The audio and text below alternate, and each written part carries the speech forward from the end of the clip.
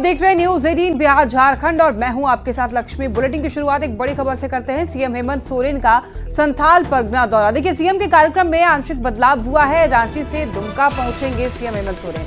दुमका से हेलीकॉप्टर के जरिए पहुंचेंगे। बता दें आपको, राजमहल और बरहेट संथाल में 2 कार्यक्रमों में शामिल होने वाले हैं हेमंत सोरेन।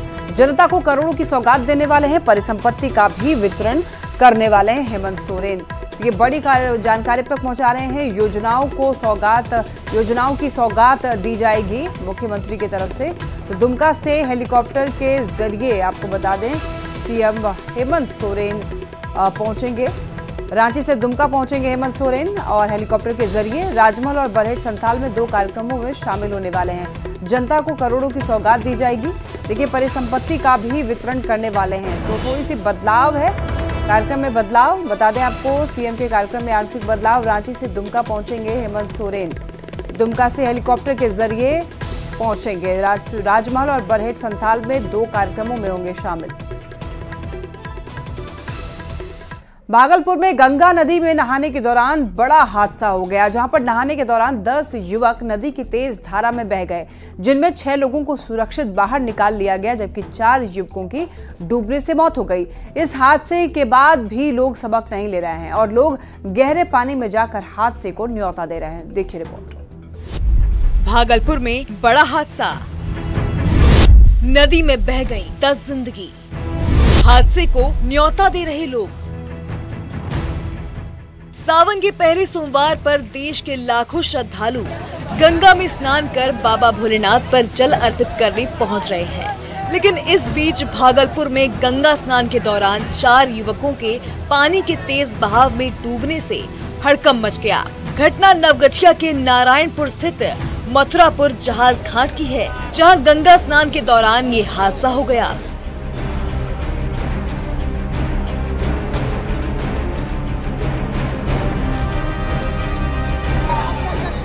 सावन में बड़ी संख्या में श्रद्धालु भागलपुर के सुल्तानगंज में गंगा स्नान करते हैं और यहीं से गंगा जल लेकर देवघर के लिए निकलते हैं, जिसके लिए प्रशासन ने भी कड़ी तैयारी कर रखी है ताकि किसी भी श्रद्धालु को कोई दिक्कत ना हो।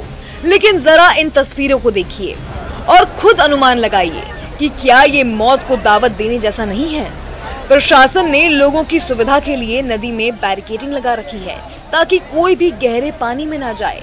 लेकिन कुछ लोग न सिर्फ बैरिकेडिंग के ऊपर चढ़े हुए हैं, बल्कि बैरिकेडिंग पार कर गहरी नदी में नहा रहे हैं। सावन की पहली सोमवारी के दिन ही भागलपुर के नवगछिया में बड़ा हादसा हुआ है। गंगा नदी में स्नान करने के दौरान 10 युवक बह गए थे, जिसमें कि 4 की मौत हो गई है। इसके बावजूद भी लोग सबक नहीं ले रहे। तस्वीर देखिए, ये अजगैबीनाथ धाम नमामि गंगे घाट की तस्वीर है और किस तरह से जो लोग यहाँ पर हैं वो बैरिकेडिंग को क्रॉस कर बीच नदी में स्नान कर रहे हैं। ऐसे में खतरा जो है वो हो सकता है।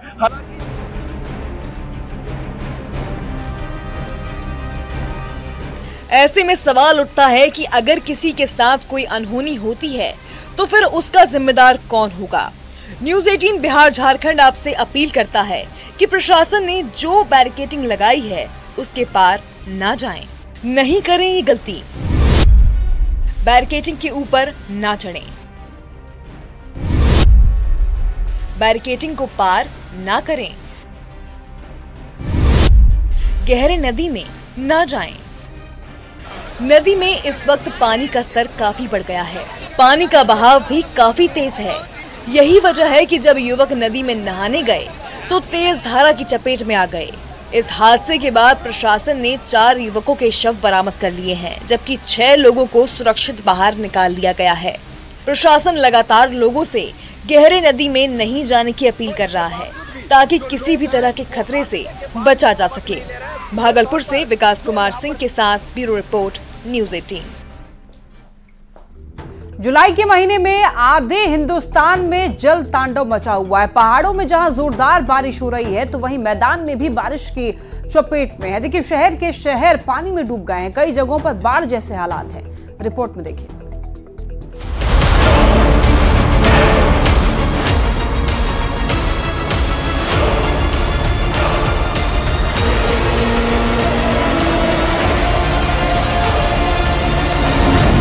देश के कई राज्यों में आफत वाली बाढ़।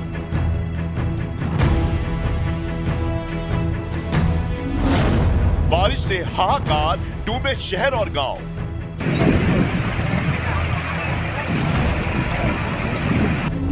बाढ़ का कहर, चारों तरफ जल प्रलय।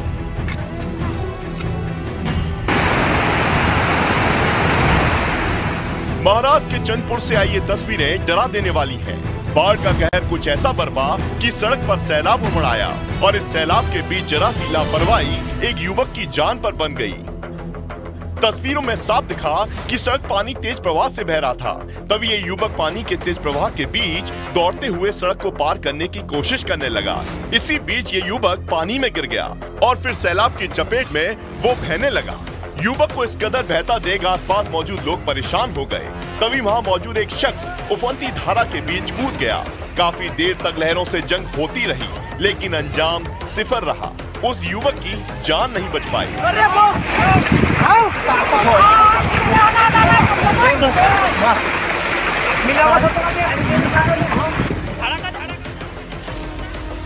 महाराष्ट्र के कई जिले बाढ़ की चपेट में है। गढ़चिरौली जिले में बारिश ने कोहराम मचा रखा है। वहां से बाढ़ की हैरान करने वाली तस्वीरें आई।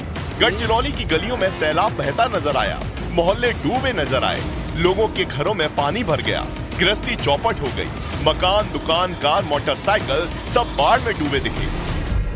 गढ़चिरौली के पलकोटा से आई ये तस्वीरें देखिए। चारों तरफ सैलाब नजर आ रहा है, रास्ते के ऊपर पानी बहता दिखा।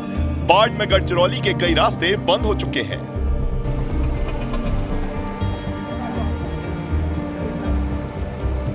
गढ़चिरौली में बाढ़ की वजह से भामरागढ़ तहसील के 100 गांव में पानी घुस गया। इन गांवों का संपर्क शहर से कट चुका है।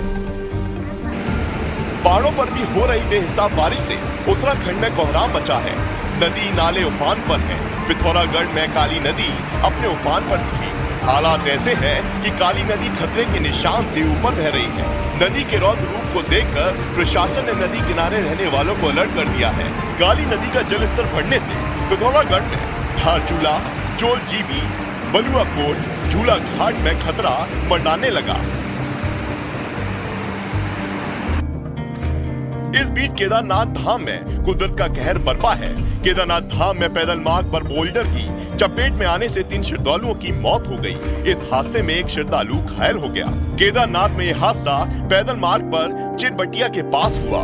वहीं इस हादसे के बाद एसडीआरएफ की टीम बचाव अभियान में जुट गई। घायल हुए शख्स को फौरन वहां से अस्पताल पहुंचाया गया। उत्तराखंड के कई इलाकों में पहाड़ खिसकने से हड़कंप मचा है। जगह जगह हादसे हो रहे हैं। इस बीच गंगोत्री हाईवे पर पहाड़ का मलबा गिरा है, जिसकी वजह से गंगोत्री हाईवे पर दोनों तरफ लंबा जैम लग गया।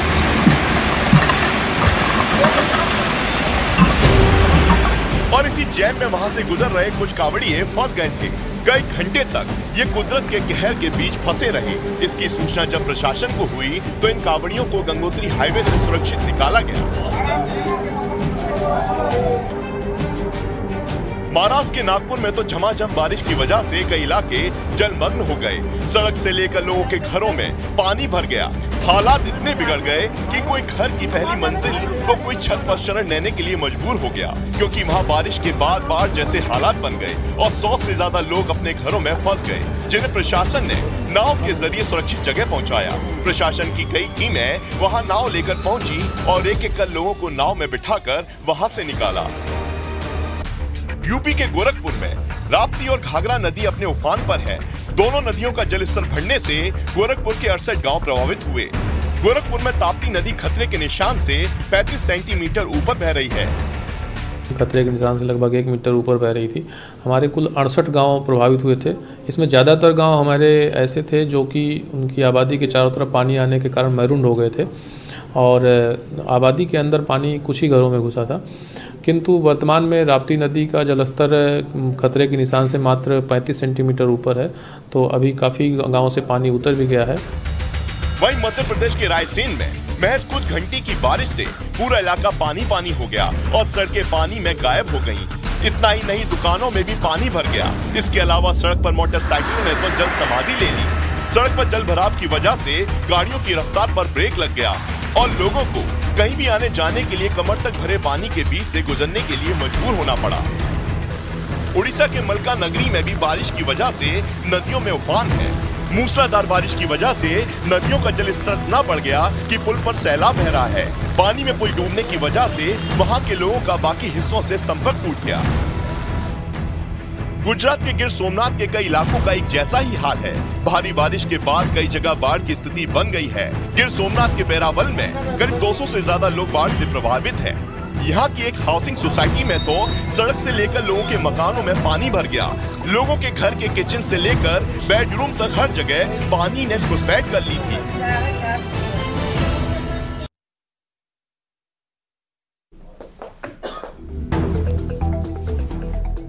डॉक्टर प्रिया गर्ग इन दिनों सोशल मीडिया में छाई हुई हैं। उन्होंने हाल ही में दिल्ली एयरपोर्ट पर एक बुजुर्ग को सीपीआर देकर के उनकी जान बचाई थी। देखिए, डॉक्टर प्रिया राजस्थान के अजमेर के रेलवे अस्पताल में एनेस्थीसिया विभाग में कार्यरत है।